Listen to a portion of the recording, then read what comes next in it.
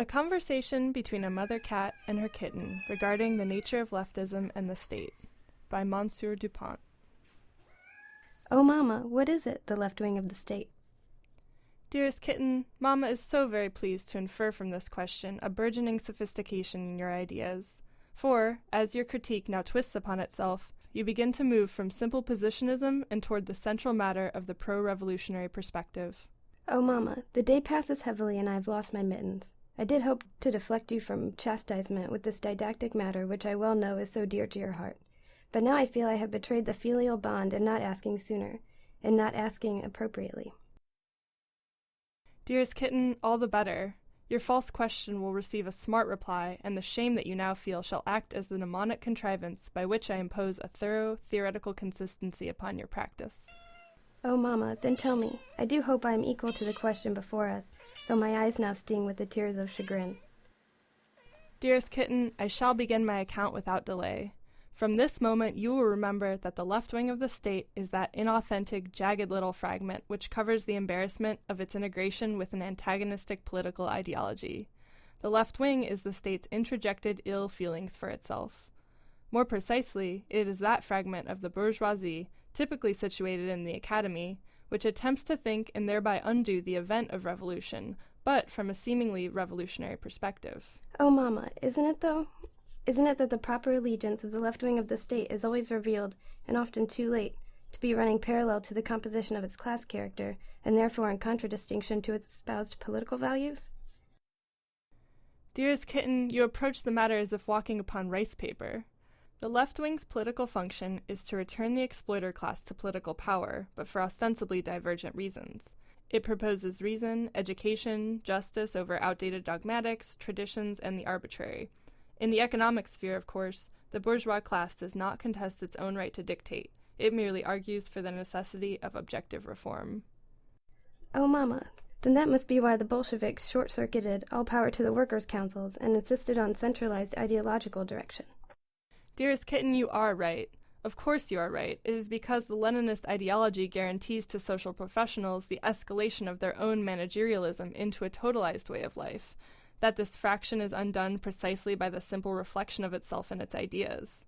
The simple self-affirmation of the leadership role in practice realizes itself by continually reproducing a wishful consciousness for the efficiency of Jacobinist institutions.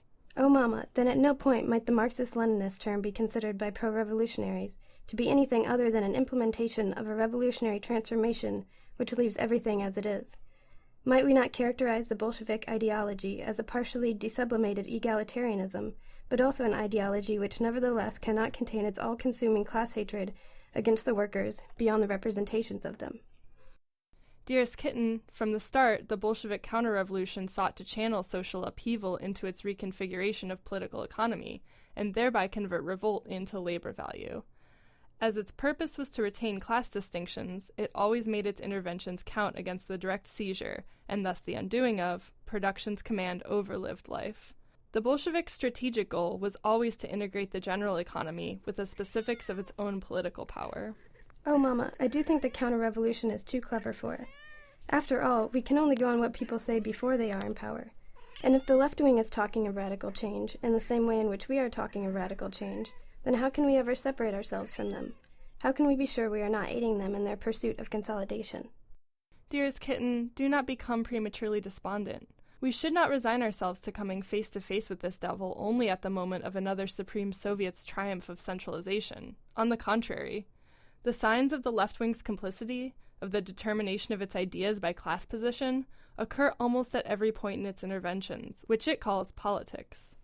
It is simply a matter of knowing how to look.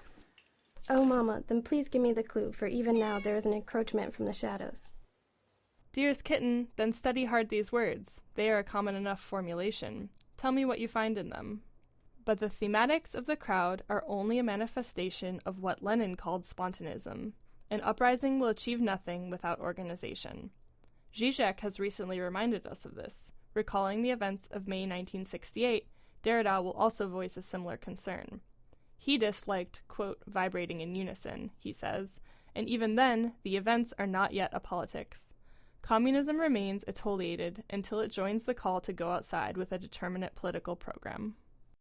Oh, Mama, this is less the philosophy of the firing squad, in which, after all, one might find some merit, than it is a philosophy for the firing squad. This one makes arguments for the Committee of Public Safety like it was in 1792. Dearest kitten, one more step if you wish to become a dialectician. Oh, Mama, then to the details we shall turn. The author advances with his bootlaces tied together. He permits hostile comment on the crowd, but is unable to quote the crowd's critique of its would-be leaders. With this omission, he demonstrates his class antagonism towards the crowd itself. The call for organization belongs to the organizing class, the middle managers, the social professionals, the state's well-educated functionaries. Organization is always a call for the suppression of the crowd's key character. So it is that the purpose of the left wing is the reintegration of the crowd as a harnessed use value, a tortoise turned over. And the dream of the left wing is that the crowd, under the stewardship of the party, becomes a local expression of the state's will. Dearest kitten, now catch your breath.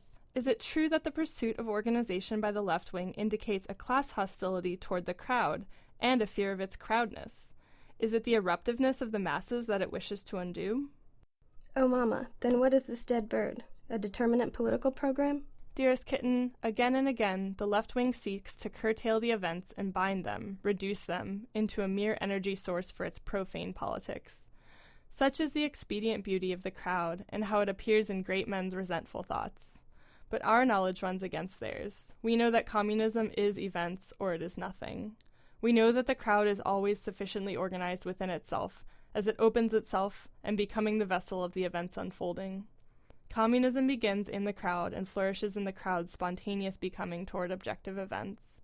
It realizes itself in the supersession of the political sphere, just as communism is properly the supersession of all mystified and alienated class-based institutions. Now, dearest kitten, tell me, what is our purpose? Oh, Mama, it must be to confront the left wing, for it is for the left ideology and its promotion of political ideas that it is most intimately bound with capital's mystification of ideas. Dearest kitten, then what is the first of our critical tools? Oh, Mama, it is that we shall identify the counter-revolutionary as him that quotes Lenin approvingly and in full knowledge of Kronstadt. And in contradistinction to the left wing, we identify ourselves as being of the crowd, and in our resolution never to think from the position of the state's reasoning. Dearest kitten, well done. The Lenin quoter observes the crowd down the barrel of another's machine gun. His watchword is, shoot them down like partridges. And so to our watchword, speak it. Oh, Mama, it is. No common cause. Dearest kitten, no common cause. Well done, and now you shall have some pie.